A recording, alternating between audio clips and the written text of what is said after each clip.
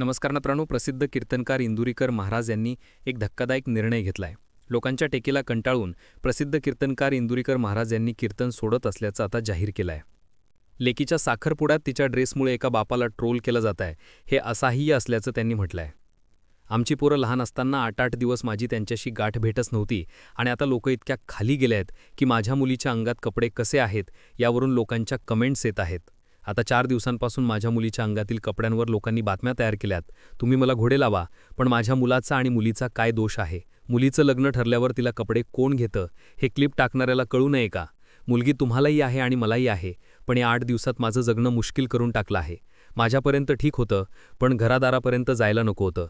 मी आजही समर्थ आहे उत्तर द्यायला, पण कुटुंबापर्यंत आल्यावर मजा नाही।